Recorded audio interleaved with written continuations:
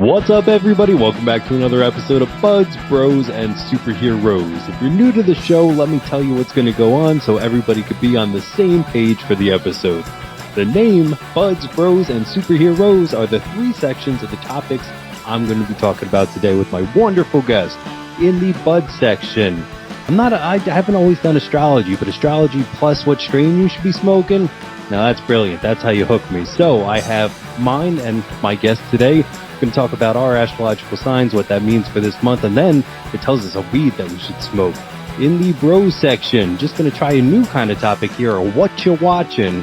Two shows that really embellished my life. I want to see what my guest has been up to in terms of binging as well. And then finally, in the Superheroes section, once again, kind of taking a different route. Last time with Popco, we didn't talk about one Batman movie, we just talked about Batman altogether. This time I'm actually going to take a page out of my host's book and kind of bring a little bit of news, and we'll just kind of banter about that a little bit.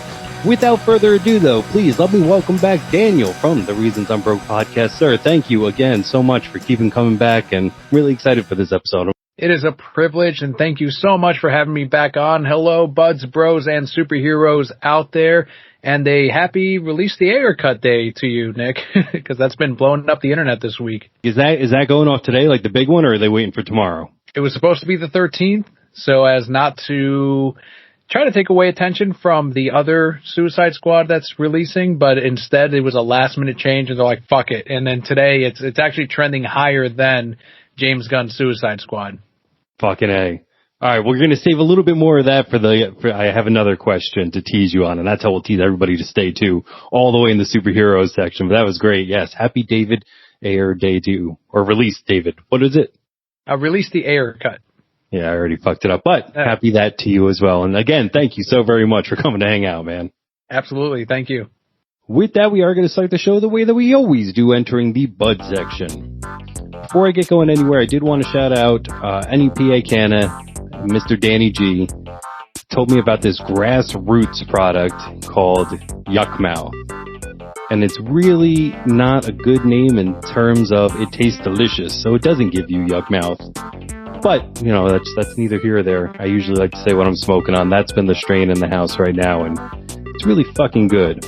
But you yourself, sir, are not a traveler of the green, so we are going to take a little bit of a left turn, do something a little bit different. I was on Leafly, which is a great site for anybody who wants pretty much anything to know about cannabis. It's pretty fucking crazy, all of their different things that you could talk about. So you could talk about growing, strains, politics, health, lifestyle, science, and tech industry, all those things. And I stumbled across here, Stars, Signs, and Cannabis Strains, August 2021 horoscopes. And I was like, yeah, that's pretty fucking fun. Normally, outside this, do you follow your horoscope? Do you do anything with that, Daniel? On a normal basis outside of right now? Not at all. I'm not superstitious. I'm not a believer in any crazy stuff that isn't provable or whatever, which I'm not saying that things don't exist, but this falls along that pseudoscience stuff. I mean, it's fun though. It's fun to look at, but I don't take it seriously. I would have to definitely agree with you there, especially now we're going to read our own horoscopes, and then if you want, go ahead and look yours up. But my wife is a different one than us, so I've read now 3 out loud, and I'm like, these are all kind of the same. So we're going to see what everybody thinks. I thought it was a fun little thing. So Daniel, I found out today you're a Gemini. Yeah, that's right. Yeah, Gemini. I don't know what that means in general, and you're right though. It is always very generic, just generic enough. It's kind of like when you're doing a blind reading of like, is anyone in here, like they used to do on Sci-Fi or whatever, anyone in here with a relative that passed away, like a Mary or a Melinda? And then they're like, yeah, me, Mary. All right, well, you. And, you know, it's kind of what that feels like when I read some of these. You're right. It is kind of like very broad. They don't really tell you specifically, on Wednesday, you better watch out. Yeah, exactly. I'm really quick to shout out my mom because I know she is a listener. She was so into John Edwards when he came out, and she's like, he hears stuff. And I was like, no. Just listen, like he goes into a room with people expecting to hear from the other side, and she goes, does anybody know someone here that's died? And like, of course he's going to get a yes and shit. Right. Yeah. And there was that news station that did the John Edwards they kind of exposed them where they would say, okay, he hit like 10% of the time and that's what they air. And then the rest of them, it was just like him blindly asking questions, no hits until finally they do. That's what they air. And I get it. It's entertainment. And since then, he's even said, look, I'm not going to go into whether or not I really have a talent, but if it helps someone, then I'm doing good. And that's kind of where he left it. Oh, geez. Yeah, good thing he left it.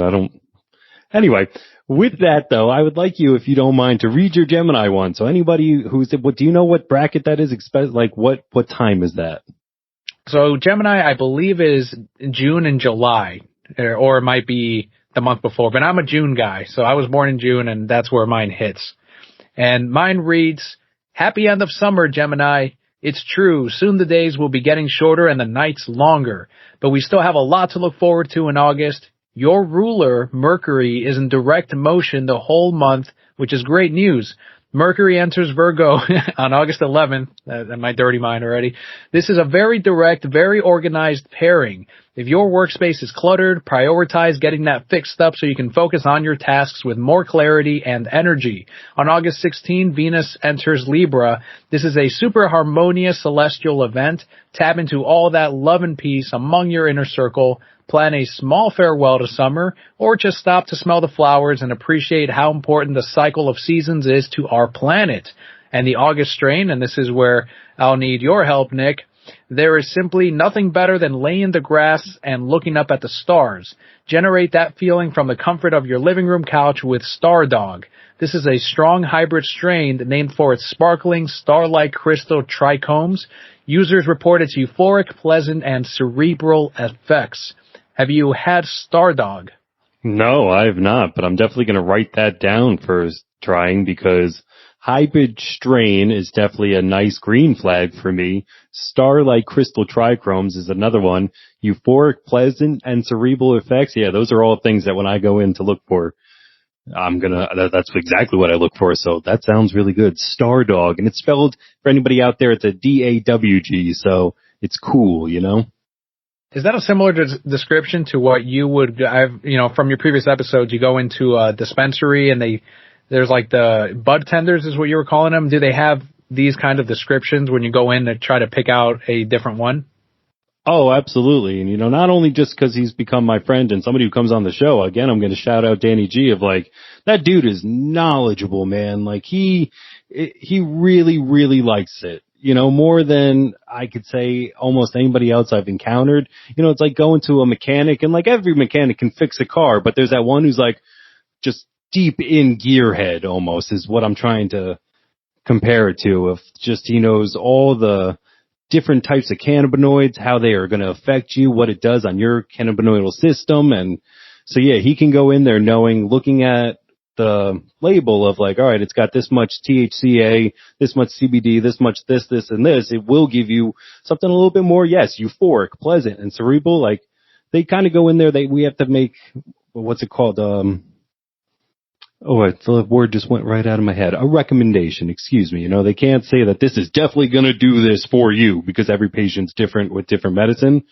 But they can give you a generalized report of what they think is going to have it. So yeah, users report, and that's kind of how he and everybody has to go about suggesting. But yeah, they're super good, man. Bud tenders are awesome, super smart. And again, thanks, Danny G. Shout out. And I've got to know the other question: what's a trichome? Because I immediately think of midichlorians, and I don't think that's what they are. No, so this is like a fun part when it's growing. When you're in the stage that actually starts to develop the bud, you get little trichromes, which are kind of like little, when you magnify like 100% or something like that, let's say, they look almost like little mushrooms. They have a little stalk and then a little ball that sits on top of them. And then the more that is, the more cannabinoids, and usually the better the taste or the better the effects and the better different things that you have. And those are what you have to watch when you're growing. It's super fun. So like, eventually they'll become hazy and you can't see through them as much. And that's when like the peak time to cut your stuff is. But if they've gone amber, it's too long. Like there's a lot of crazy science behind it. But like when you look at cannabis, some of it looks frosty is a fun word that people use. or it looks like it's got like these crystals on it, and those are the trichromes. Those are what kind of gives it its oomph in both flavor and usage. See, I'm going to be the from listening to your podcast, I'm going to know so much about pot, yet I don't smoke it. And that's just going to be the effect over these years. That's simply what's going to happen. So thank you for answering that. Oh yeah, you're welcome. It just made me think of you like sitting around a group of friends and somebody's like, wow, I got this great weed. And you're like, oh, how's the trichrome situation? And they're like, Daniel, I didn't know you smoked. Like, let's stoke. And you're like, no, thank you. And they're just sitting there so confused. Like, fuck, how'd that happen? It looks a little too amber for me. So now I am a Virgo, and I've known that for a while. Have you ever seen The Waterboy? Yeah. Oh, yeah. Where he's talking to his mom, the Waterboy is talking to his mom, Adam Sandler's talking to Kathy Bates, and he goes, I'm not confrontational, I'm a Voigo. So when I found out I was a Virgo, I've been saying, I'm a Voigo for that long. Now I want to see that movie. It's been years. It has been. Somebody on Discord on your channel put that next to Aquaman, and they're like, if I didn't see The Waterboy, am I going to understand Aquaman? And I found that very fucking entertaining.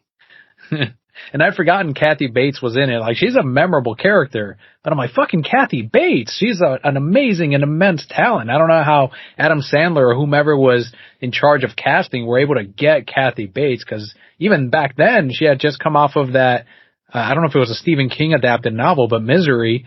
And she was well recognized during the times of The Waterboy. So it's just kind of neat that they were able to get someone as talented as her. Definitely, because at the time, too, like Adam Sandler now carries weight in terms of a name. Mm-hmm. Then he had done the Billy Madison and Happy Gilmore, and I would say he's definitely on his rise. That movie, in my opinion, was the one that like really catapulted him past just like, oh, he's that funny guy, to like, oh, that's fucking Adam Sandler. Right. And yeah, that is great. You know, I wondered, is Kathy Bates reading this? Just like, what the fuck am I reading? A Voigo? What is that? Yeah. What part of the anaconda do you think I'm eating? That looks like the knee. And Henry Winkler's just like, fantastic. Yeah, you're right. I really want to go back and watch that too. Fucking Henry Winkler, dude. I love him. Right. Yeah. Another immense talent right there. It's crazy. So, Nick, happy August, Virgo. The great news for this month is that, despite there being several planets in retrograde, your ruler, Mercury, is not one of them. On August 3rd, Mercury is Leo, square Uranus in Taurus. Yeah, see, like we were talking about, like, what do these words mean? Like, that means nothing to me. Right. But it could mean a pleasant surprise is headed my way. Who the fuck knows? On August 8th, there is a new moon in Leo. Tap into the abundance of lion energy to help you advocate for your passions and your skills, especially at work. And again, once again, that is the bullshit where I'm like, fuck, okay, I can do that. That does make sense to me, but who can't that make sense to? Lion energy sounds like anime to me. I don't know why. No, it totally does, dude. Use the abundance of lion energy. Like there is some verbiage in this where I'm like, all right, that's kind of cool. Mm-hmm. I can get on board with this. But then it says, yeah, what was the I keep even trying to think of it. On August 3rd, Mercury is Leo, square Uranus and Taurus. Like, that's a sentence. And I don't know what that means. But on August 22nd, I'll see a full moon in Aquarius. Get into a little trouble during the middle of the month. That's a bad idea. Start a terrible garage band. Oh, okay, like that. That's not bad. But put up some protest signs in your windows. Or put Maybe up not some during these protest times. signs. No, I'm not doing that. Show the world you aren't afraid to be unapologetically you. Yeah, I'm not too thrilled with mine. I think that you definitely hit the nail on the head. The best part of mine is it says lion energy, and that is pretty fucking cool. I think at the very least you should try to use that in a sentence sometime this month. Like just out at work or with people, be like, you know, I'm tapping into my lion energy right now, and I was able to do this. See if you can do it, and it'll feel good, I think. Or if I'm starting up a little trouble, I'm getting arrested, and it's like, you guys don't understand. I have an abundance of lion energy. I had to get out. Have you heard of tiger blood? Well, this is worse. Nice. So my August strain. Conjure up the feeling of summer lemonade stand with lemon haze. This is a sativa dominant strain that tastes as good as it looks. Users often report the effects come on gently and gradually. Enjoy what is left of those dwindling summer days. I have had lemon haze, and I would agree with the fact that it is tasty as it looks. It again, it's covered nicely with trichomes, but the name lemon haze is really there because you'd open it up and you're like, holy shit, this is really citrusy. What's a sativa dominant? You either kind of grow it pretty much in two ways, of a sativa or a indica, and those are two kind of different. They're not different strains, they're just different types, and then those types have different strains. So normally the thing that people think of when they are going into purchase as a sativa is an upper energy, a more euphoric kind of, let's go seize the day. Whereas indica, a lot of people remember, the trick is to remember an indica will put you into couch. Mm. So if you want more of a mellowed experience, maybe you're having too much anxiety, maybe a little bit of pain, and you just need to sit and chill, you'll kind of pick up more of that. So I don't know if there is ever 100%, like this is 100% sativa, but there are like 54-48. So that would be a sativa dominant strain. I think that'd be the one I'd be most interested in. Do you have a preference, or does it just go based on what you want to do that moment? I would say I like sativas more, personally. There's funny memes on the internet of like, some people describe a sativa like it's a Red Bull, and some people describe indica like it's a NyQuil. And I don't think it goes that fucking hard. Right. So for me, as long as I've been learning to look more at different cannabinoids in it rather than just the THC or the type of it. And that's kind of been fueling my decisions more. But on a day-to-day basis, yeah, I like a nice sativa to kind of get me going a little bit more. And I've got to ask, I know I don't know if you're smoking right now, but when you do podcast and smoke, do you generally do a sativa or an indica? I don't even know if I said that right. Nah, totally, dude. Totally. Okay. Yeah, it's definitely more a sativa. So right now, no, I smoked before we started. I got a pen on me, it is a sativa. So if you want to count the little bit of vaping, but I don't know what it is about today. I've just been coughing a lot and I didn't want to edit a lot. So I was like, nah, I could just sit over there. But usually I do try to smoke during the show. Oh, all right. Awesome. A little behind the scenes for the listener on the other side. I thank you for that, man. You're a fucking pro. Thank you very much. That's great. Well, it helps that I'm curious too as a listener. So I'm learning everything about your little process too, and what goes on over here right before, like even just saying that you said a vape on the side, and that's something that you can enjoy and do. And sorry, I'm waiting for these dogs to stop barking. That's coming through, isn't it?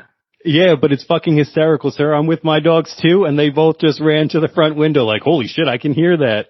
That's amazing. Like, he was laying right on my foot, pretty much right behind me, and all of a sudden he moves, and I'm looking at the window like, mailman, what the fuck? And then I realized, oh no, it's the dog in your podcast. That was funny.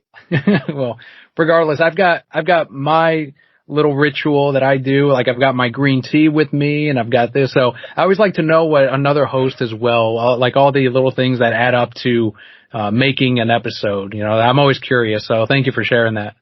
Oh, absolutely. Yeah, that's next time we're going to talk about that in the pros section, more podcast stuff, because I just thought of a billion questions that I'd like to ask you now. So that's fun. Awesome. With that, though, it has been a great bud section. Make sure to go to leafly.com and you can look up your own if you are not what we just described. If you are, yay, we all have similar birthdays, and now you know what you should be smoking and what you should be looking out for this month. But we are going to end on out of that bud section and open up to the bros section. So with this, I'm just kind of wondering, like, TV has kind of taken over my life a little bit, more so now than ever. I've been really binging shit, and I have 2 shows that I binged through pretty great. Wanted to talk about those, have some side questions about them, and then I wanted to know what you were binging. All right. Yeah, there's a ton of options out there, too, among all the streaming services, and it seems like the lists are endless. Every time I'm like, all right, I finished that show, I'm all caught up, there's a new thing that they've used, or they just add a classic show that I'm like, well, I gotta go revisit that now. So no, I totally get it, man.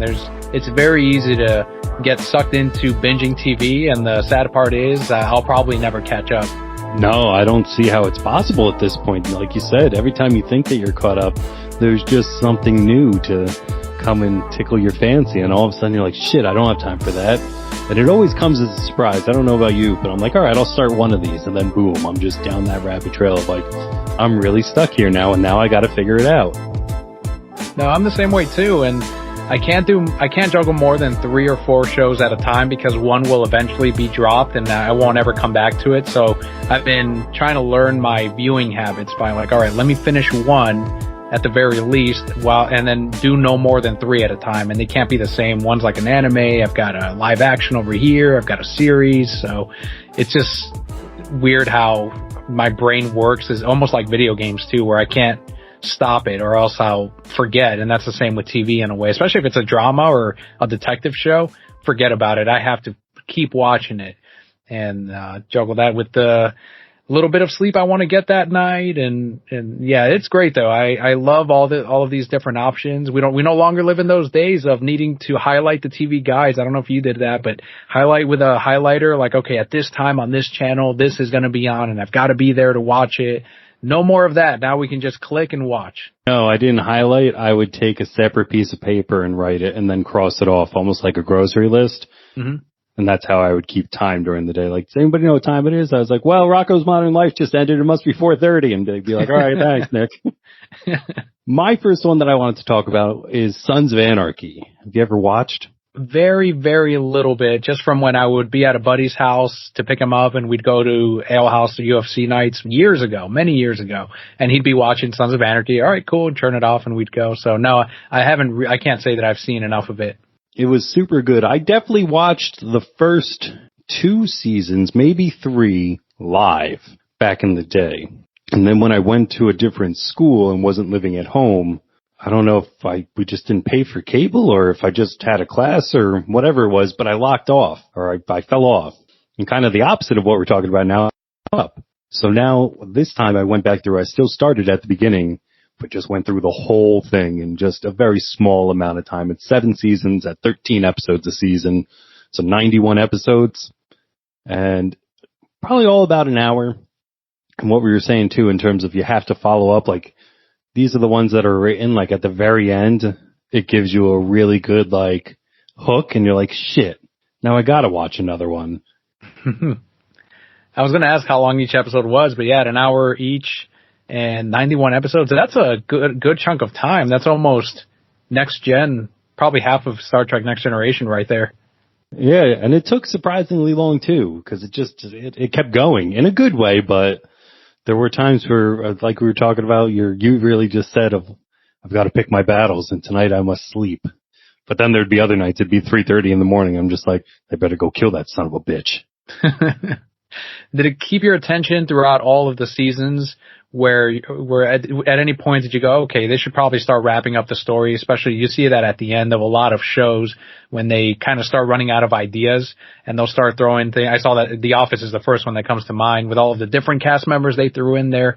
But did you have that moment for Sons of Anarchy, or did it feel like the writing was real tight?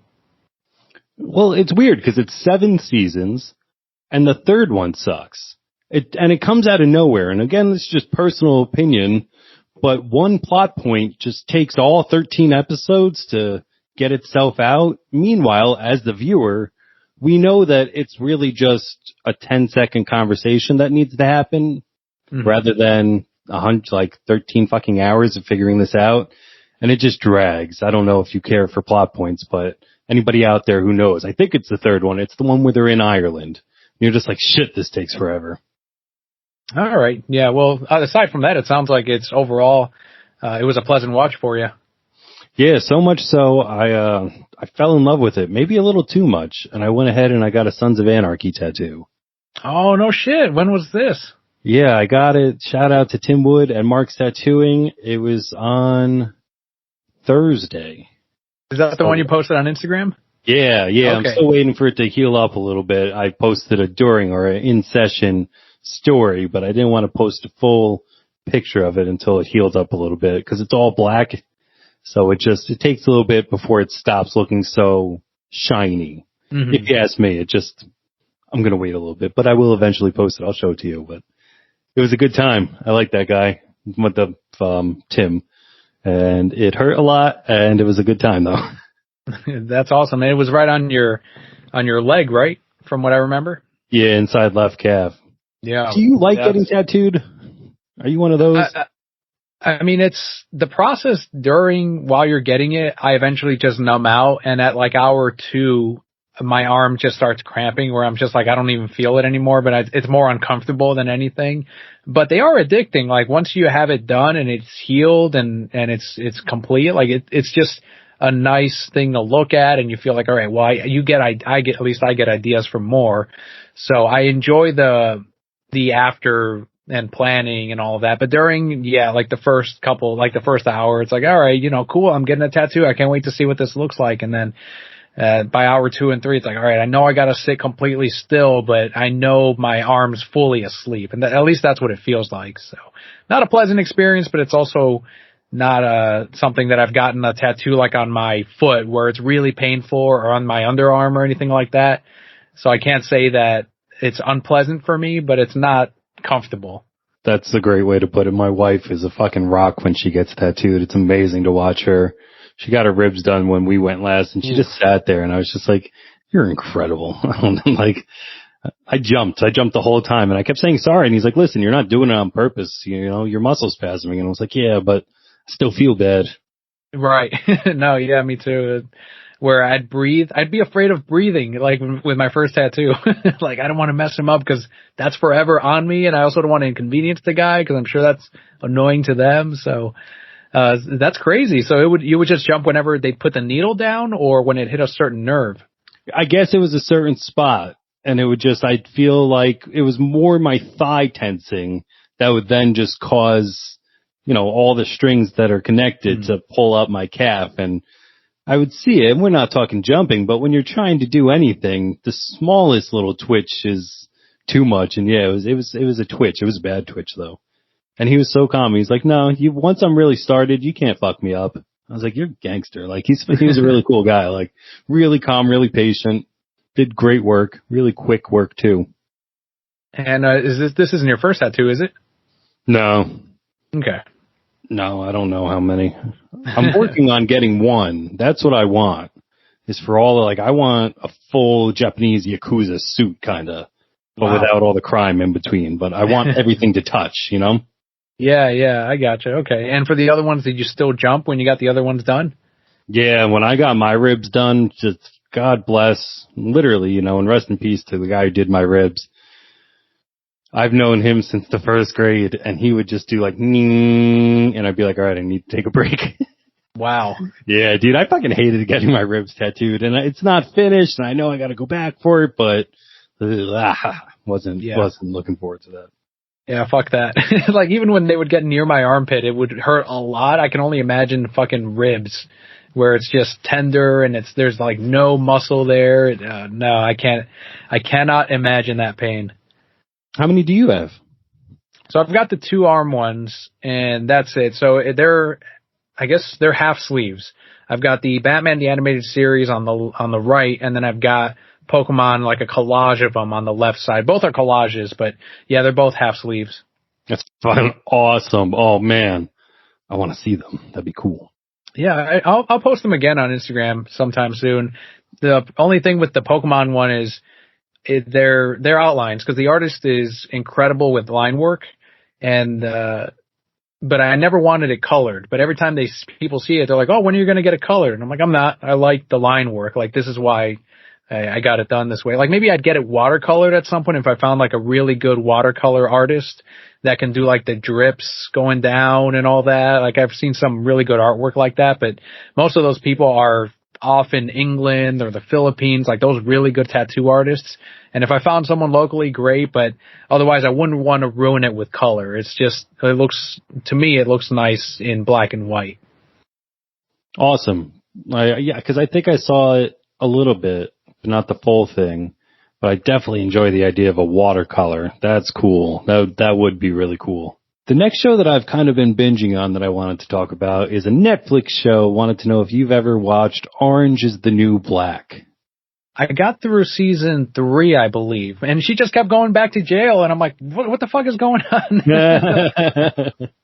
And I think Kelly and I stopped at about the season, and I think it might have been 3 or 4, where they started doing episodes for the secondary characters and then the really non-important characters, and that's when I was losing interest because I didn't really care about those. I just wanted the main cast that we had been introduced to in season 1 and we had been following since. So I don't remember what season it was, but that's when we dropped out.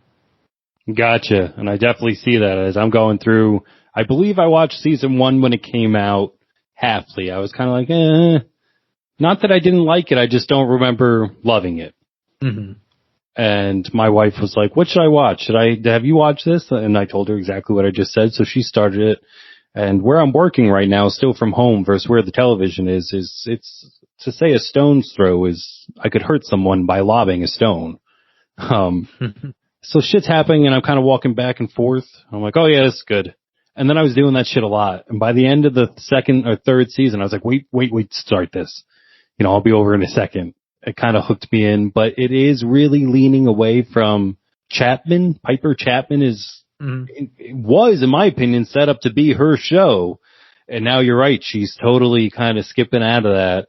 And we just got done with an episode shortly before you and I got on and it was fucked up. She bit off way more than she can chew and prison's nothing to fuck with, man. I don't know why she got such an attitude and like, she fucked up big, dude. She got too big for her head and she was walking around like she owned shit and fuck that. I would not fuck with the place and got me thinking, excuse me, do you think you can make it in the clink? I would have to. Like, there's no, you would have no choice, right? But, I mean, I guess, I don't know if the question is, and I don't know how many of these stereotypes are true, but would you be someone's bitch or would you make someone your bitch or like there's so many of those. That's the shit that scares me, like that part of it, because that's the part I would struggle with. But from what I've seen enough of the reality show prison stuff where if you have a talent, you'll be okay in prison. Like, for example, one guy can draw, and because he can draw, some of the other prisoners will ask him, hey, can you please draw a portrait of my son or whatever, and I want to mail it to him. So, and then they trade for cigarettes or credits that they use to buy things, if you're at one of the nicer prisons, to buy things at the store, which is probably more cigarettes. And so I do have a little bit of drawing talent. I feel like I can use that. I'm sure there's an AA program. I could use that too and go there. And I'm like, okay, well, I've already done that. And I'm still doing it. So maybe I can just go into that club and make friends with those guys and make friends with the artists. That would be my strategy. It would not be, let me try to take down the biggest guy because I think that'd be the stupid thing to do. That'd be the thing that would get me killed most likely. And I also know from watching these shows too, is that the friendliest person that immediately says, hey, stick with me, man, and you'll be fine, is the one that's gonna not physically screw you, maybe, I don't know, but they're the ones that usually, they try to get people to owe them money for protection, essentially. So that's when they're like, hey, stick with me and you'll be fine. Hey, by the way, I kept those guys from beating you up because you're a newcomer. Why don't you pay me some of this? And that's where they get you in that cycle where you forever pay them and they get all of these newcomers to give them money. So that's the kind of shit that I would try to avoid. And I would just focus on my talents. But it would be tough, man. I already have a hard time using a public fucking restroom. To use it with 2 other guys in the same fucking thing and showering in the same cell, that'd be fucking tough, man. I don't know if that'd be the shit that I'm like, I don't know if I can do it. I would have to, obviously, but I don't know. That's a lot of anxiety now when I think about these things. Yeah, I don't know if I'd poop the whole time I was in jail. I really don't know if I could poop in front of somebody else at all. It would black up or back up so bad, so quickly that I just don't know what I do. Your body would redigest it like, well, I guess we'll just use it somehow. Yep, it's got to disappear and he's not letting it out. We'll reuse. That's funny. Now you were saying, what's your favorite reality TV prison show? It was called like America's Most Dangerous Prisons, I believe, and it's on Netflix. There's several of them, and that's the one that I watched, where there was hits going out on guys. People that are there on multiple death sentences are usually the ones who carry out the kills. All kinds of crazy shit, and I think that's what it was called. Another fun one to check out. They at least have one season on Netflix. I think they have them all on Hulu. Is 60 Days In. Okay. where they take random people. Mostly the people have a reason. They screen them a little bit, and a lot of people are going to say, my husband was in the system and I want to see what he's doing. My brother was in the system, or they have a reason, or even sometimes I'm a correctional officer and I want to see what it's like on the other side. So they voluntarily surrender themselves to be incarcerated for 60 days. I've seen that one. Yeah. And some of them, you can tap out, right? You can leave early. Yes. Yeah, I remember the one guy, they were spreading that rumor that he was a kid toucher. And that's when he's like, I got to get the fuck out of here. They're going to kill me. Yes, I remember that. The one that sticks out in my head is season 1, and I'll still forever say, fuck this guy. I think his name is Robert or whatever. And he talked a big game, and then he realized that he was going to be in Gen Pop, and he touched the camera knowing that it would put him into SEG, and then he hung out alone for 23 hours a day, and when he got out, he's like, I made it. And everybody was like, fuck you. And I was irate on the other side of a television screaming at a show I had just discovered 12 years too late. But yeah, he pissed me off.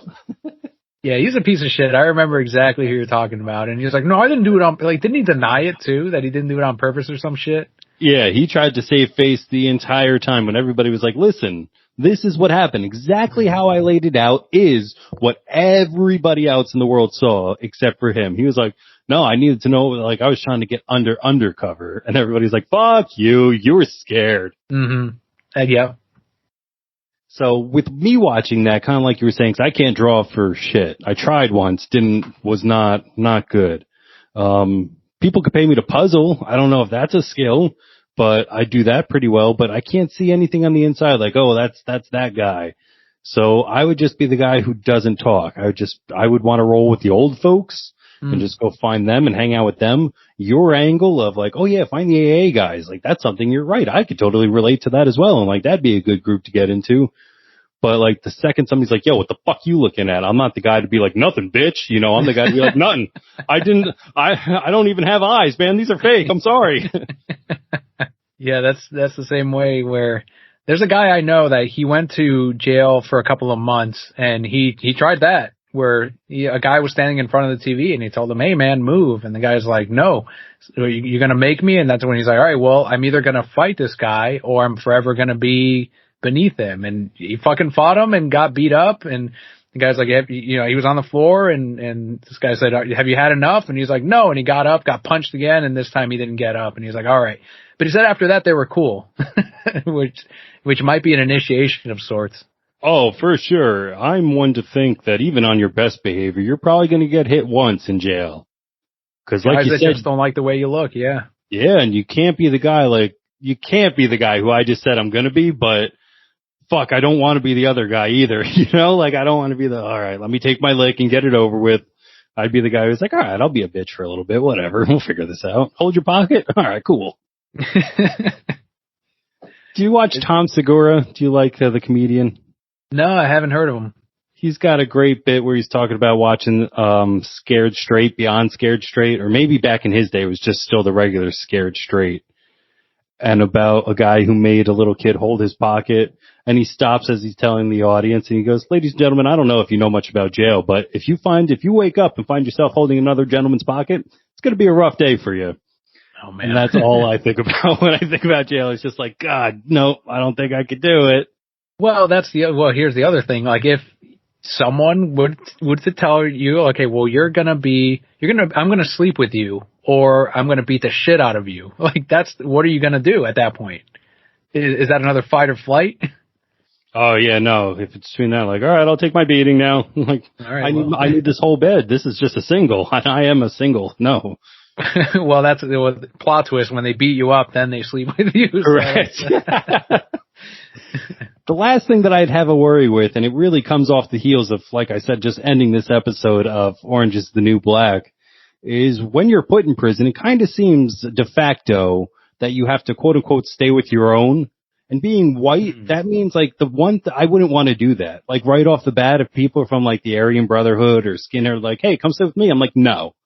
I don't want to do that either, but what am I can't be alone. What a big conundrum that would be. I was also in a 60 Days In episode where some guy didn't want to be with them because of that, and they beat him up and they're like, no, you got to go sit with them. And it's like, shit. now I know Nazis. Like, this sucks twice as bad. Like, not only am I in jail, but now I got to fucking sit with Nazis too. This sucks. Yeah, and the other groups won't accept you either, so you have to go with your own, from what I've seen also. Yeah. That I would also accept them. I was like, all right, I'm with the Mexicans. That's what I am. So here we go. It would just have to be the case. And you speak full Spanish? Yeah, I'm pretty fluent. Like, I understand it all. I can speak it. So I'd be fine. But once you're in that group and they go to war, you're expected to also get into those playground fights. Not doing that. Yeah, exactly. Like, that's why when people come back and they're like, what, didn't you just sit in your room the whole time? And it's like, no, I don't think you understand the entire system as it works. Like, when you come back, yeah, you are somewhat of a warrior. You're definitely some sort of a better criminal because you got to get stuff done from what I've seen of also like, hey, you know, put this in your pants and take it over there. And it's like, shit. And now I have to be more sleuthy than I ever intended. If not, like we're talking about, it's an ass beating of one sort or another. Mm-hmm. Yep. And then, or you're asked to go beat up, hey, make sure to get my money from that guy. It's insane. There's a hierarchy. There are rules. They have their own type of culture in there, and you assimilate. There's no way you don't. You can't go against the grain because it's literally just you. Exactly. Yeah, one will not stand it. They don't like it either. Again, this is all from what we've gathered on the television. I've never personally been there, but all these things can't have the same kind of basic outline over the last, I don't know, like 5-6 years of watching prison shows and not be true. There's definitely their own system in there.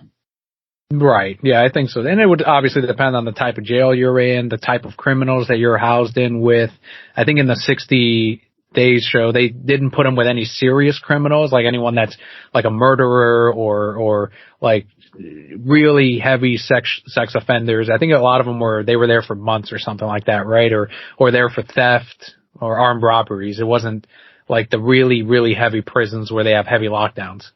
Yeah, it didn't look weird for anybody to leave in 60 days. Like, oh, okay, that's normal. So whatever gets you in and out of there. The thing that always surprised me too is like they fuck up their cover story because most inmates know the legal system better than anybody. So most inmates would be like, wait, you got arrested here. Why are you there? And they'd go, no. And automatically they'd be onto them like, fuck you. You're not like, how do you not know what do you mean you don't know? Yeah, no, exactly. And some of these guys, when they're in there for years, they can't do real life anymore. Like a lot of places won't hire them, and they actually get like freaked out, and they're like, no, I want to go back to jail because that was I knew what I was doing when I was in there. So they'll commit another crime to get themselves back in jail. Or in the Dangerous Prison show where they're like, okay, you're going to be out in a month. They'll deliberately do something like get into a fight with someone to extend their prison sentence because they don't want to leave.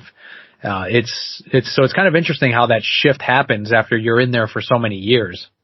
Yeah, full assimilation has got to eventually take over, and it's scary. It's crazy. Would you come out like Prison Mike in The Office, flaunt it, and talk about it, or would you just kind of keep it on the down low? I would probably make dumb jokes. You know, if people ever tried to ever seriously talk about it, like, hey, Nick, did you really just get out of jail? I'm like, yeah, dude, the Dementors were really fucking bad. But if anybody ever, like, I don't think I'd ever really talk about it because I'd probably try to just leave it all there, you know, just really try to leave everything in jail and just be like, in this imaginary world, I don't know how I got here, but I'm not going back. That's the one thing I'd probably be damn sure of knowing, like, not going back, not doing it. Fuck that noise. Yeah, it's worse than Vegas. What stays in jail, what happens in jail definitely stays there. That's fucking funny. Now, I don't want to hog all the spotlight here. What have you been binging, sir? Mayor of Easttown on HBO Max with Kate Winslet. She will probably end up winning some kind of TV award for her performance in that. And I think it's only 6 or 7 episodes, and they're each an hour long.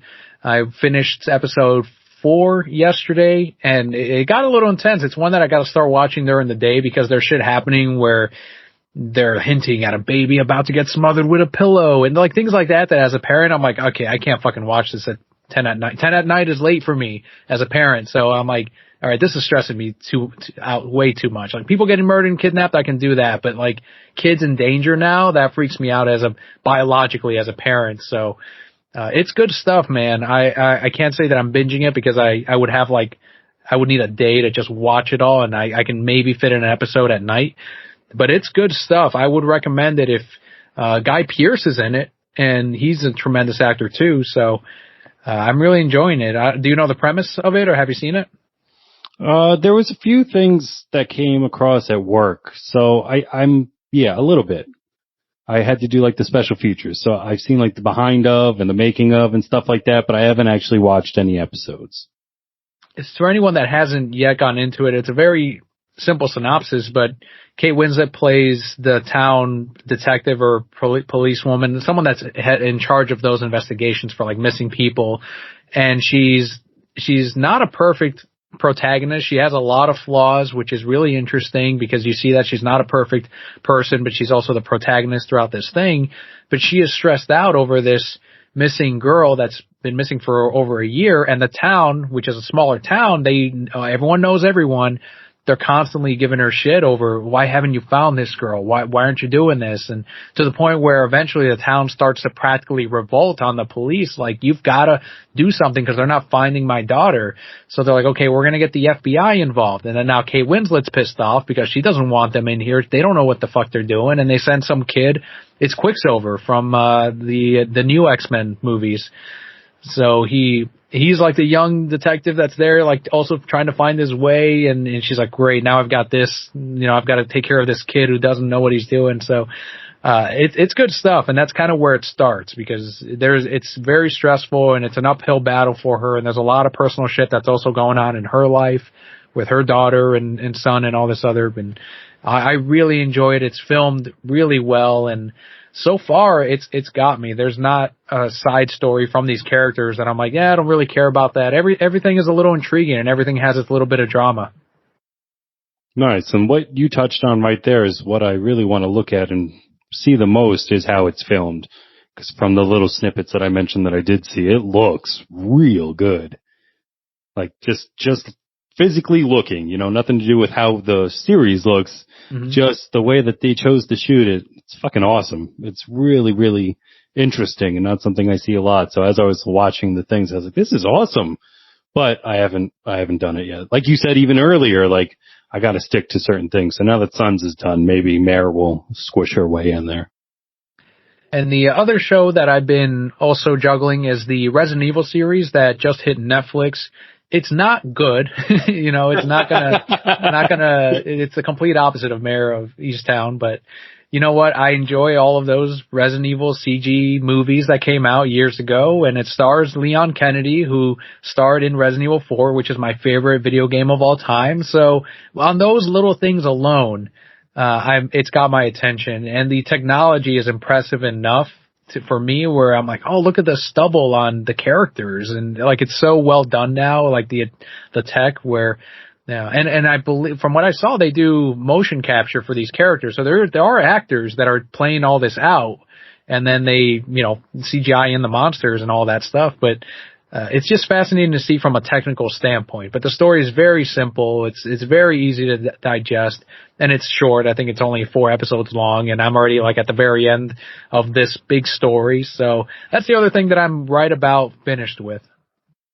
I like that you said too, it is fucking fascinating what they could do with that mocap and just put in, like, for anybody who doesn't know, usually an actor goes in there and suits up in almost a scuba suit, and that scuba suit has balls located on the joints, and then they make a little stick figure that could track the movement of the balls that then puts in an animated figure. And then on their face, they'll put a bunch of little dots and recreate somebody out of nothing.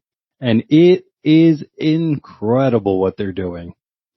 And it looks way more natural, obviously, than if, it could have easily looked jarring to, animate something and you can look at early tech where it's like, all right, that's clearly doesn't look right. But for this, it's just way more natural to see a character not just sitting still, but an actor actually like shifting in their seat when they're talking to the other person. And It's better, and I hope more animated shows. I don't know if that's more expensive for them or not, but I do hope they take that approach because it is more believable than like a stiff animated character that no matter how much you animate them, they're not always going to look 100% natural.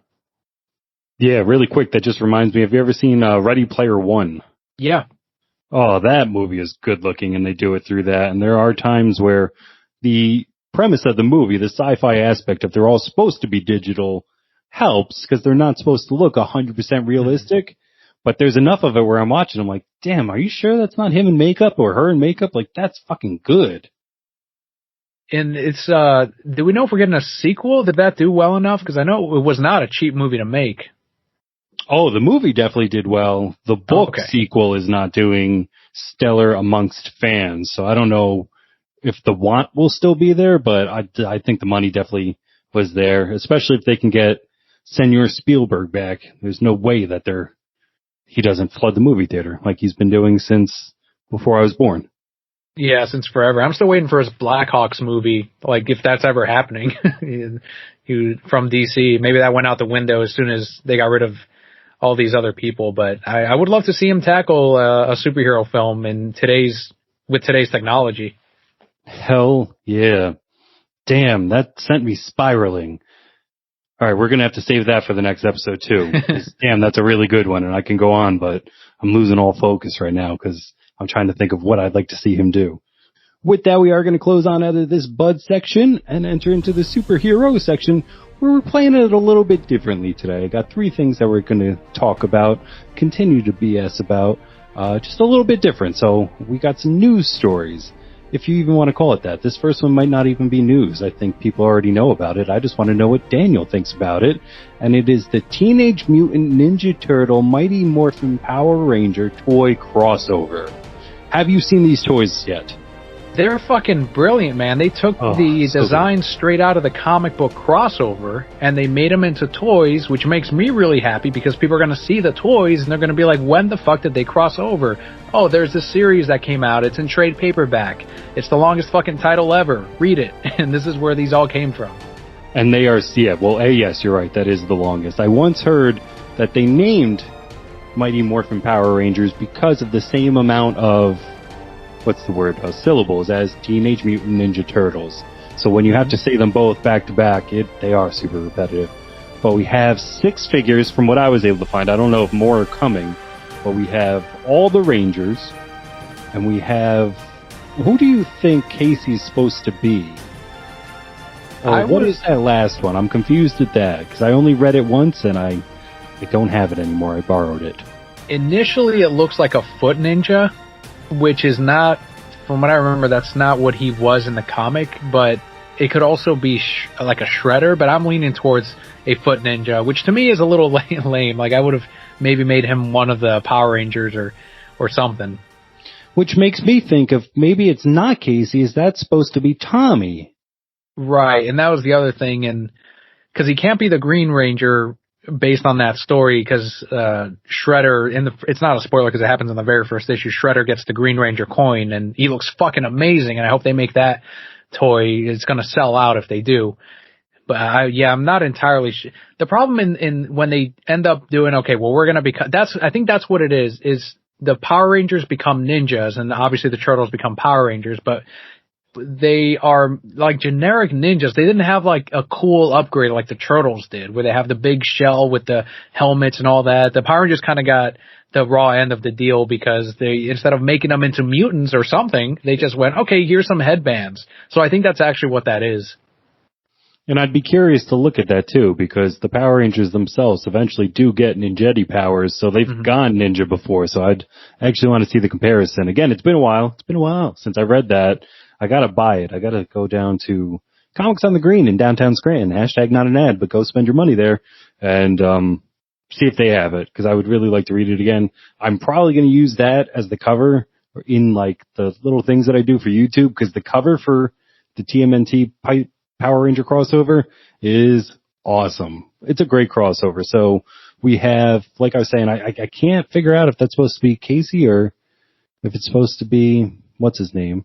But we also have the Pink Ranger.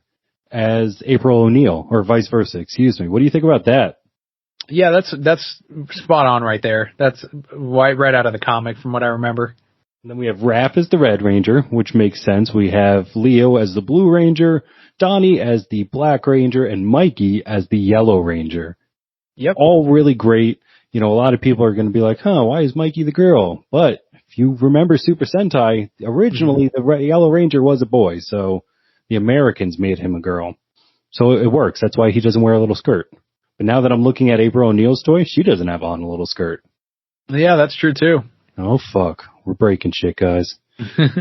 Anyway, I didn't bother to look up the price, which was stupid. I don't personally think I'm going to pick them up, but I would like to see them in stores. Like, I want to actually physically pick them up and look at them, but take them out and play with them. Toys like this are over my head now. There's just too many working pieces. I think they're beautiful. I'm happy they exist, but Funkos just come out of the box and they sit there, you know? That's more my speed rather than switching out the heads and the armor and stuff, but they are great looking fucking toys.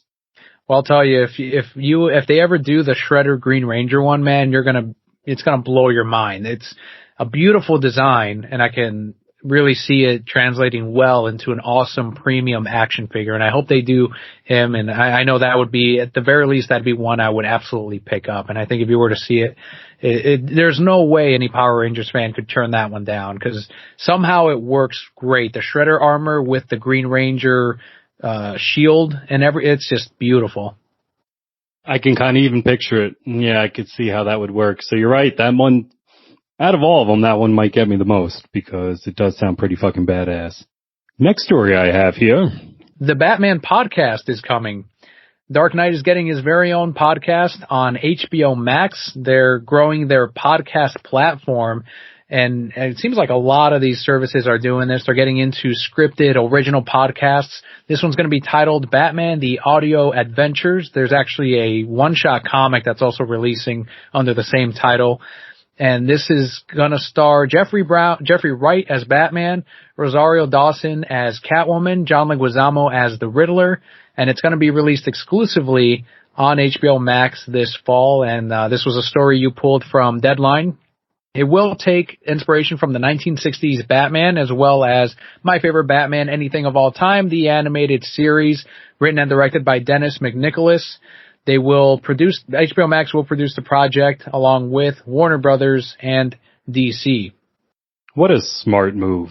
I personally can't wait for this because of everything you just said. So first and foremost, let's break it down. Well, it would draw inspiration from the classic 60s Batman as well as BTAS. Like, what a crossover, dude. Like, what do you think that's I was gonna say look like, but no, what do you think that's gonna sound like? I'm thinking it's gonna have, it's gonna be, I don't know if they're gonna go full camp and we'll hear like the pows and the bangs, you know, that pew, in this, or if it's gonna be like there's gonna be some kind of multiverse crossover. It seems like we know very little plot wise, but it seems like it's gonna hit an older fan base, because Batman the Animated Series and higher at this point is like 30s to 60s as far as age range. And it makes sense because I think a lot of podcast consumers are on the older side right now. And I just hope that this hits audio platforms, though. I know it says exclusively to HBO Max. I don't know if I can hit play on the TV and then like walk around and do stuff.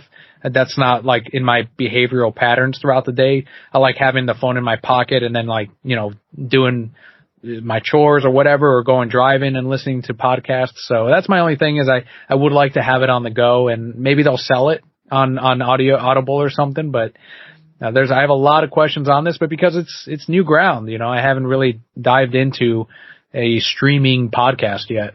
That's a very good point, and brought up so many questions that, just to be dead honest, I didn't even think of asking. You know, when I heard podcast, of course it's going to be on Apple iTunes, and of course it's going to be on Spotify. But you're right, like, why, Nick? Why, of course? And no, there is no of course there. What if they just have it on there and I got to watch it through my TV? That'll be annoying, because I also like to listen to stories before I go to bed. So I like to turn on an Audible and, you know, listen to a chapter of a book and then fall asleep or some shit. So that's really what I was looking forward to. And now having to get a new thing, and will it shut off when I'm done? All these questions arising. You're right. But you're also right in the sense of like, what map are they following? What are they trying to compare it to? They got nothing. Nobody has nothing on podcasting in that sense. Kind of like what I was talking about with Popco on my last episode of like, it's the wild fucking West. You can do anything you want. Nobody's going to tell you no. So they can do it their own way. Again, I'm just with those two inspirations, obviously much more with Batman the Animated Series. But I think it's so interesting that the 60s Batman is going to be some inspiration because what decade would you say it is when we're in Batman the Animated Series? The show itself? Yeah. So in all the interviews that I've heard from Paul Dini, Bruce Timm, Alan Burnett, they purposefully made it like a non-specific time period. And the way they did this is they would have old technology like blimps and the old guns, and then they would have new technology like those police vehicles that they would lock them in, and they were like big and mechanized. And then you see the future sci-fi tech that Batman has in his back computer, and that Hardak is apparently just a normal thing in Gotham. So they said they mixed future with the past in Gotham City or in this timeline so that you weren't stuck to a specific time period, which also helps make it timeless. Aside from the fact that the quality of the show is incredible, that itself also helps. And that's why I find it interesting that they're specifically saying even the 1960s Batman, So whether or not they specifically mean to be set in the 60s or mean to set with a campier tone is what I'm kind of curious about. Yeah, I really hope that it's not bow, piff, bam, zop and shit like that. But at the same time, they did Batman Brave and the Bold. And that kind of inspired by the 60s a little bit, the campiness. And that shit was dope. So who knows? And it's very possible that maybe they'll explore different eras. Like, I'm thinking initially, okay, this is going to be a story and we're going to get one chunk of time. And especially with the voice actors, they're like, okay, this is Batman and this is this. But it very could easily be, okay, this episode we're going to explore a 60s Batman. And this episode we're going to explore a different original story. And who knows how they're handling it. And that's why because we have so little specifics, you and I as podcasters have a lot of questions on how are you doing this? Yeah, that's exactly what it is. I do like the idea of adding tones to it and layers and levels of different sound rather than just, somewhere in between spoken word and like a 30s radio show where like, let's tone down the ridiculousness, but if someone gets shot, let's hear some bullets as well. You mentioned that, and now I want, when they eventually inevitably do the Superman podcast, to kind of do those old radio shows for that, where that's where I believe Kryptonite came from, because they had to figure out a way.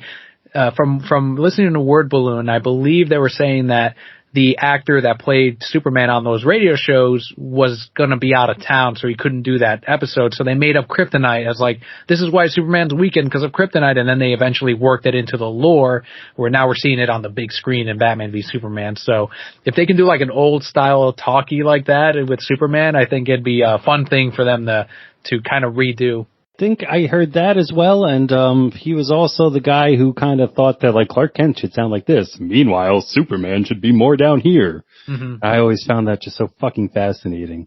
Oh man, I wish radio was still alive like it was. So yeah, maybe this will bring it back in a sense. It won't be terrestrial over the airwaves radio, but the more we're talking about this, the more I'm like, yeah, let's do a fucking old school ass radio show with Batman and Superman. Overall, I hope it works out for them and that it becomes popular and that it's somehow user-friendly. Again, I do, as someone that consumes a lot of podcasts, I hope they have an option to have it on the go, and I think that'd be smart for them to do that, because that's how, at least I consume podcasts. I don't have it on the TV playing, but I don't know, maybe they know something I don't, or maybe this is just very early territory for them where they'll eventually figure it out and put it out on Apple Podcasts and every Stitcher and Spotify. So who knows? That's the thing that scares me again. That says exclusively on HBO Max, and maybe they'll have an update on the app for HBO Max on your phone. That's how they should do it. Have an update on your app, and then you can play it with the audio instead of streaming video. And there you go. You have your podcast section on HBO Max. I think it's all good things though, because the bigger the podcasting world gets, the more people discover other smaller podcasts like The Reasons I'm Broke. So compared to the Batman podcast, so it's good things for us, I think. Absolutely. Couldn't put it any better myself. That was great. this last story kind of still revolves around DC. I thought it was kind of fucking stupid, but we'll still talk about it, especially you who works with the medium of comic books. So somebody was like talking about, are there going to be comics or not anymore? And eventually somebody had to step up. Oh man, his name just went right out of my head. Jim Lee, sorry. And he was like, occasionally, quote, occasionally you will run across an article or tweet and I have to bite my tongue and not jump into the conversations. He was sharing this with the Hollywood Reporter. It's the furthest thing from the truth, not printing comic books anymore. If anything, it's the exact opposite. The comics that we publish, the core canon we establish in comics, is driving everything we do across DC and the media. We are constantly referring to the characters as we build DC beyond the publishing world. So yes, it is the cornerstone of everything we do. Basically, he's saying they're not going to stop printing comics. Did you ever really have any validity to that? Last year, I got really upset at Rob Liefeld and Ethan Van Sciver because one's an amazing artist, Ethan, incredible, but they were both spreading this fucking rumor. They're like, I have friends still in DC, and there's rumors that AT&T is going to sell off their comic division to Disney or Marvel or to IDW, and they're no longer going to be in print, and they don't want to print anymore. And that stupid rumor had so many subscribers and customers asking me every week, like, is it true that they're not doing DC anymore? It's like, no, that's not true. They're not working for DC anymore. Of course they're not going to be Rob Liefeld's contract was canceled at that point over his shitty variant covers because no one was ordering or buying them, and he's upset at DC, of course, and so he's not going to have great things to say about them. And Ethan's no longer working for them either for whatever reason, and he's doing his own independent comic books. So they're not going to be friends of DC's, and I didn't like that rumor, and I still don't like that rumor because you see it on Bleeding Cool all the time where they'll come out with this random article of, does this mean the end of print for DC? And inevitably someone in the comments will be like, you've been saying that for the last 5 years. Like, how long are they gonna not print comics anymore, but still print comics? It's amazing to me. And in fact, right now they just did the DC Connect catalog.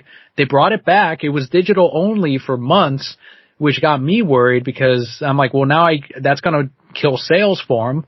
You're in a market where people like their paper comics and you're taking away a physical catalog. And I did my best and giving the link every month to the subscribers that wanted it, but they don't like going on their phone and swiping through pages and then doing pre-orders. They like having a catalog in front of them, pen and paper, and taking that physical paper to the comic shop and handing it to the clerk and then me punching it right into the computer. That's the shit they like to do. That's what they do every month with Marvel and independent books. And now they're doing it again with DC, thankfully. They brought back the catalog this month. It's a physical paper catalog. So that again tells me they are dedicated to the print market. The print market, we just saw the numbers 2 months ago from ICV2, is still larger than the digital sales. The direct market is very lucrative for them. And yeah, it's a small, tiny drop in the bucket for a big company like AT&T or Discovery. But if you're just looking at Warner Brothers or DC, that's a good chunk of change. So no, I have a very strong feelings when people bring that up every time, not because I'm a DC fanboy, because believe me, I read very little DC these days because of the talent, and that's a whole different subject. But I'm telling you that they're not stopping print comics, and that's simply not the case. And I'm tired of these artists, and I'm sure Jim is as well, even more so, spreading this rumor for years of something that still hasn't happened. And he seems just also like such a nice guy. So it's funny when he's like, I have to bite my tongue, and it's like, I would love to see you just unhinge for a second and just get online and be like, no, we're going to make comics forever, you stupid fucks. Like, that's what we do. Yeah, he never has. So calm. Yeah, no, he never has. He's always so nice about it. Right. Like, even like Zack Snyder, who very rarely lashes out, you'll see him once or twice by now. He's blown up on someone. And someone like Jim Lee, though, calm still. Like, he hasn't blown up and he's gone through it. New 52, DC Rebirth, retailer meetings and summits. I remember I was at one with Dan DiDio and Jim Lee and all these retailers complaining to them about the shit that went wrong with the New 52. And you can see Dan DiDio, look, I heard you. I know what we did wrong, blah, blah, blah. This is what we're doing right. And Jim Lee just sitting there drinking his it was a Leinenkugel. and oh no, I'm sorry, it was a Yingling. And he's just calmly drinking a Yingling, not saying much. Like, I'll just let Dan DiDio do the work. And I think that's what he's doing now. He's just letting the PR department do the work. And good on him, because I don't think I'd have that kind of patience. Now, something I want to circle back around to really quick. You did say it was long, so this could be the third drop of us saving something for the next episode. But really quick, the talent in the DC comics, like, what you kind of mean by that? And what can I pick up that is worthy of it almost? Well, the problem with a big company like Disney buying up Marvel Comics, or a big company like AT&T buying up Warner Brothers and in turn DC, is they very quickly try to raise their profit margin as much as possible. They crunch numbers like crazy. And I get it. It's a business. They have to do these things, but they're not running DC or Marvel like comic publishers anymore. Instead, they're like, okay, how do we move the largest number of books with the cheapest cost possible? And what DC ended up doing, and this is what Marvel did years back, is over the last year, they've not renewed contracts for big talent like Peter J. Tomasi, one of my favorite writers. He did the incredible Batman and Robin run in the New 52, did the Superman run for DC Rebirth, and all of these amazing talents are not being renewed at DC because they're too expensive. And they're instead going into independent comics, Image, Dark Horse, Kickstarter, Indie, doing their own thing. And good for them, because the indie books are amazing. They're benefiting from good writers and good artists. And in turn, both Marvel and DC are instead hiring up and coming talent that honestly don't really have their craft all set up. And you see it in the books. They're digital artists. They're younger writers. And you flip through a book and you're like, this is all digitized and it looks weird. It's not great artwork. It's not great writing. It seems like they have quotas to hit as far as we need representation here and here and here. Like they're running it like a giant company, like an AT&T, like a marketing thing instead of a book publisher. So they're both doing that. And it's a shame, because they're not catering to the readership, which are older and younger. They're instead trying to capture younger readers, which is fine. You can do that all day, but they're not attracted to, well, here is Black Batman. They're not all coming out for that. It's simply not happening. People want Bruce Wayne. New readers want Bruce Wayne. And so there's a lot of wrong happening with both the big two. And I honestly, I could tell you, like, maybe I'd recommend to you the current Batman run, because it is written by James Tynion IV. He's an older talent at this point, even nothing compared to Peter J, but he's been doing it for a while, and he sells books, and he writes Department of Truth, which is my favorite comic book right now. But that's honestly the only one I could recommend to you, because the books are not strong right now for the big two. One more kind of final to wrap this up, what we were talking about in our last time that we talked about, the comic book sales but the comic book sales being affected by new media. And we brought up Invincible for sure. We definitely brought up Jupiter's Legacy. Now, the one that I just got turned on to a little bit, actually didn't fully catch me, but I'm curious about, is Sweet Tooth. I had never heard anything about that. Did you read that before it came out? Have you watched it? Anything? I haven't watched it, never read it, but I definitely handled the books as they were releasing, the back issues. Not a crazy seller. It's not something that ever did amazing as it was releasing, not like on the level of The Walking Dead or anything like that. And some of the viewerships they noticed I ordered the Sweet Tooth Compendium, which has all of the first run, the initial run, all in one book. And people will be like, oh, Sweet Tooth, like the show. And they'll walk past that. I still haven't sold it. So it doesn't always hit for every book, unfortunately. The show can be very successful, but then the book will sit. Or the show can do okay, and then we'll sell the heck out of the book like Lock and Key. So, Sweet Tooth, it's not one that I kept up with. And I haven't gotten into the show yet. That's so fucking funny, though. I'm making a little mental image of you behind the counter, and somebody goes, oh, Sweet Tooth, and you perk up just like, it's the day. And then they walk past, and you just slump back down like, God damn it. Like a puppy at a fucking, like a shelter, like, oh, look, that puppy. And it's like, yeah, no, not today. It happens all the time, man. Like with any product. They're like, hey, do you have this trade paperback? Yeah, Flashpoint? Yeah, I got it right here. Oh, okay, thanks. And then they leave. It's like, what were you just checking my stock? Like, what the fuck is going on? Who do you work for? What are you coming in here? They're just making little checks. Oh, you have this, and this. Like, I'd never get that. There's all those weird little things that happen. Like, someone will message me at the store, like, hey, do you buy Funko Pops? Yeah, we do. On these days and these times. Okay, great. And then the same person, because I recognize they're regular and I recognize their Instagram and their voice, they call days later asking the same question. And I'm like, did you think I was lying? Like, there's a lot of weird behaviors that I've noticed now in retail. And that's one of them, like the Sweet Tooth thing. Like, hey, Sweet Tooth, I love that show. And that's the end of it. Like, they won't buy the merch. That's funny. Yeah, I got 3 episodes in, and I don't know if I'll go back. Maybe one day. We'll find out. Oh, good to know. Not one I'll jump into. Yeah. With that, though, guys, I have to say thank you so much again to Daniel from the Reasons I'm Broke podcast for coming, talking, hanging out. This was a great episode. Anybody out there who wants to hear some more Daniel, please, sir, tell them where they can find you. Well, thank you very much, Nick. This was a lot of fun. I really appreciate it when you invite me to be on and when you come on the show as well, which you can hear more of Nick at thereasonsimbroke.com. He is a part of the regular co-host rotation, and that'll have a link to everywhere you can find the podcast, as well as the Twitter handle, Instagram, Vero, everything for the podcast as well at thereasonsimbroke.com. Thank you so much for that time. It's finite for everyone, so you coming and spend some with me really does mean the world. Thank you again, Daniel.